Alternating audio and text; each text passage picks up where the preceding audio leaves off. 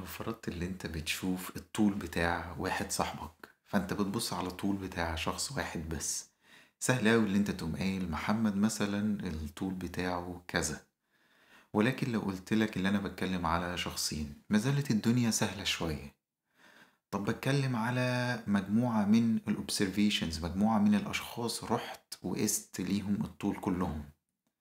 الدنيا بقت أصعب شوية، مش كده؟ الاستاتستكس من أهدافها الرئيسية إن هي تحاول إن هي تسمرايز الديتا دي في ميجر واحد أو اتنين أو تلاتة، تخليني أتكلم عن مجموعة من الأوبسرفيشنز بشكل مختصر.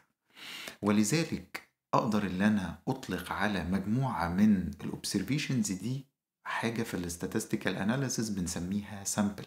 وهنا لازم نفرق ما بين السامبل في الاستاتستكس والسامبل اللي في الديتا ساينس اللي معظم الوقت بنستخدمها علشان نتكلم عن observation واحدة بس. ففي الاستاتستيكال اناليسيس بيحبوا ان هم يتكلموا عن السامبل ان هي مجموعة من الاوبسرفيشنز انت بتقيس لها حاجة معينة. ولذلك السامبل دهيت بتكون جزء من حاجة اكبر منها، جزء من population كبير. فانا لو تخيلت ان السامبل اللي انا اخدتها دي اطوال بتوع الناس مثلا اللي موجودين في مصر، فممكن تكون كل البوبيوليشن هي الاطوال اللي موجودة في العالم كله. في الاستاتستيكال اناليسيس الناس بتحاول ان هي تستيميت ازاي من السامبل، احاول ان انا استيميت انفورميشن عن البوبيوليشن، او احاول ان انا استنبط معلومات عن البوبيوليشن. فيهمني ان السامبل بتاعتي دي تكون descriptive جدا، ان هي تعبر باقصى قدر ممكن عن البوبيوليشن اللي هي جايه منه. ولذلك هتلاقي ان السامبلز بتاعتك لو العدد بتاعه قليل مش هتكون descriptive قوي، لان هيكون فيها variation عاليه. لذلك نبدا بقى ان احنا نفكر من الاستاتستيكال بوينت اوف فيو، ازاي اللي انت تسمرايز الداتا. من اهم الطرق عندنا اللي هي السنترال تندنسي، اللي هي الطريقة اللي باخد فيها مثلا حاجة زي المتوسط بتاع الداتا. ايه هي التيبيكال فاليو للهايتس جوه السامبل او جوه البوبيوليشن بتاعتي. وكمان عندنا ميجرز تانية. دلوقتي لو انت اختصرت كل الداتا بوينتس دي في فاليو واحدة بس، اكيد مش فاليو واحدة بس اللي هتسكرايب كل حاجة. فلو دي بتدسكرايب الافريج او التيبيكال فاليو، ففي variation around المين، في اختلافات حوالين المين ده، حوالين المتوسط ده.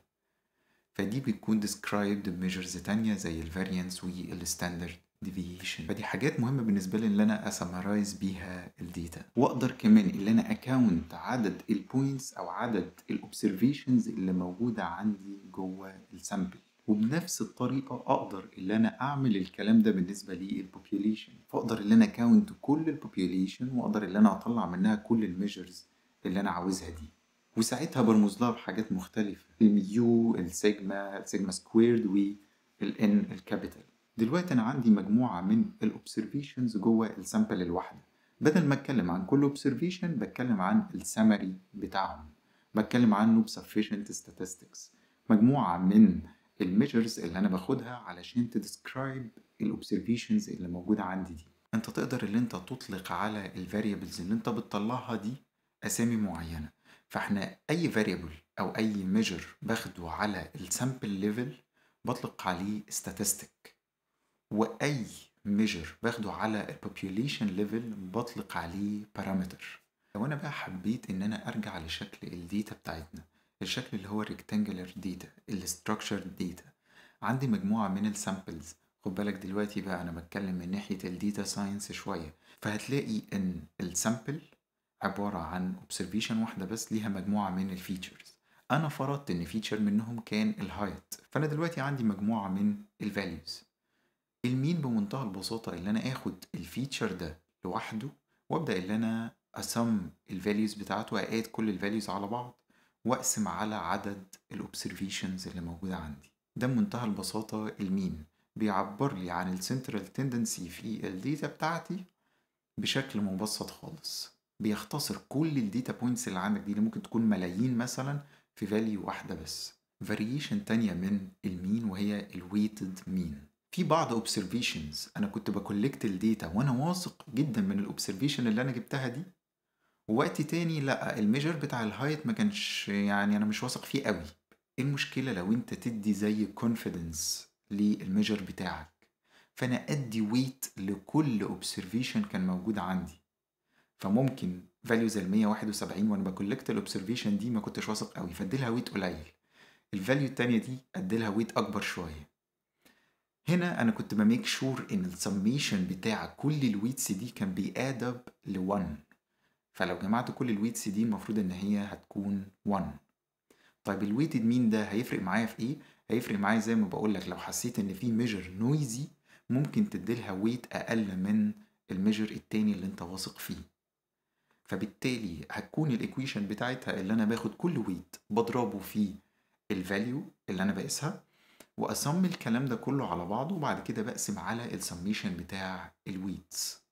علشان هنا انا كنت بميك شور ان الويتس بتادب تو 1، انا هنا بقسم على 1، فعشان كده انا هضرب الويتس بس في كل الفاليوز اللي عندي ومش هقسم على حاجه. تعال نتكلم على فاريشن تاني ومهم جدا وهو التريمد مين. التريمينج هو عبارة عن ان انت بتقص الحاجات كده شوية. ففي التريمد مين الناس قايلين بمنتهى البساطة انا مش هاخد كل الفاليوز معايا، انا هترم الداتا بوينتس بتاعتي شوية. فاول خطوة عندي اللي انا اسورت الداتا بتاعتي ascendingly، يعني هبدأ اللي انا احط الفاليوز القليلة فوق وهمشي لحد ما اوصل في الاخر خالص للفاليوز العالية تحت. هو ده اللي انا عامله هنا.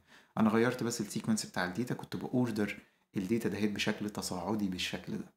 طيب وابدا بعد كده ان انا تريم الداتا. هنا انا كنت مستخدم تريمينج بفاريبل معين هنطلق عليه بي، واستخدمته ب3. فانا هشيل اول 3 values، اصغر 3 values، وهشيل اكبر 3 values.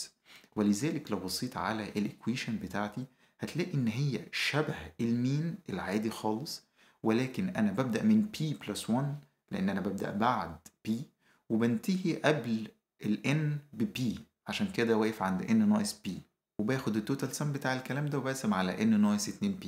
في المين انا كنت بقسم على n، دلوقتي هقسم على n ناقص 2 p لان انا عندي p عملنا لها تريمينج في الاول و p تانية عملنا لها تريمينج في الاخر، فاللي هيتبقى هي n ناقص 2 p. لكنك بتجيب المين بعد ما شلت الاجزاء اللي في الاول والاجزاء اللي في الاخر. والبي هو فاريبل انت ممكن تقص من الداتا اللي انت عايزه. في ناس بتشيل مثلا بوينت او 2، في ناس أو لو عندهم داتا كبيره يقوم قايل لك لا انا اشيل مثلا 10% من الداتا. ايه الميزه لحاجه زي كده؟ التريمد مين بيعتبر روباست ميجر. لو انا عندي فاليوز، الفاليوز دهيت كانت اوتلايرز. يعني ايه اوتلاير؟ شايف الفاليوز اللي انا معلمها بالاحمر دي بتريبريزنت عندي ما نطلق عليه اوتلايرز. هي عباره عن value بعيدة جدا عن باقي الفاليوز اللي موجودة عندي في الداتا. فاليو زي 26 بعيدة جدا عن 163 165 والفاليوز الطبيعية بتاعت الهايتس. فاليوز تانية زي 521 680 برضو بعيدة جدا عن الفاليوز الطبيعية بتاعت الهايتس. التريمد مين أول لما بدأ يشيل لي بي من البوينتس في الأول وبي من البوينتس في الآخر، فهو دلوقتي ما بقاش sensitive للأوتلايرز، ما بقاش يتأثر بالأوتلايرز دي، لانه بمنتهى البساطه لما اشيل مجموعه من البوينتس كده فانا خلاص مش بكونسيدر البوينتس اللي هي فاليوز بتاعتها قليله قوي ولا الفاليوز بتاعتها عاليه قوي. وده طبعا ريسكي شويه، انت ما تعرفش البي بتاعتك هل هتشيل كل الاوتلايرز ولا لا. ولكن most likely لو انت بتشيل مثلا 5% او 10% انت كده بتريموف الافكت بتاع الاوتلايرز. طيب هل الاوتلايرز دي دايما حاجه وحشه؟ لا، مش دايما حاجه وحشه. الناس في الاستاتستيكال اناليسيس بيقولك اللي انت اعرف الاوتلاير وانفستيجيت في الاوتلايرز. يعني ايه انفستيجيت؟ تقعد تحقق ورا الاوتلاير. الاوتلاير ده ممكن يكون اكشوال داتا بوينت حقيقيه ومنطقيه جدا، زي مثلا اكني بشوف الناس بتكسب فلوس قد ايه، وفي نفس الوقت عندك مثلا ايلون ماسك ولا عندك بيل جيتس، فالداتا بوينت منطقيه مش ايرور، ولكنها اوتلاير لان هي بعيده جدا عن الافريج او التيبيكال سالاريز اللي الناس بتاخدها. ولكن بعض الاحيان بتكون جايه من نويز، بتكون جايه من غلطه في الميجرمنت اللي انت عملتها، واستخدامك لحاجه زي التريمد مين ممكن يكون روباست استيميت ان هو مش بيتاثر بوجود هذا الاوتلاير، فساعتها بيركز بس على الحاجات القريبه من التيبيكال فاليوز للديتا. وطبعا في ميجرز تانية زي الميديان وحاجات تانية ان شاء الله هنتكلم عنها في الفيديو ده. كان يهمني اللي انت تعرف الميجرز اوف لوكيشن زي المين والفاريشنز بتاعته البسيطة دي، اللي منها بنستخدم حاجة زي التريمد مين وهو افكتيف جدا. بعد كده ان شاء الله هنتكلم عن الميديان، هنتكلم عن الميجرز اوف فاريشن، فانت تسمرايز الداتا بتاعتك عشان تعرف الفاريابيليتي بتاعت الداتا ماشية ازاي ان شاء الله في الفيديو الجاي. شكرا جدا انك كملت الفيديو للاخر. ان شاء الله اشوفك الحلقة الجاية. سلام.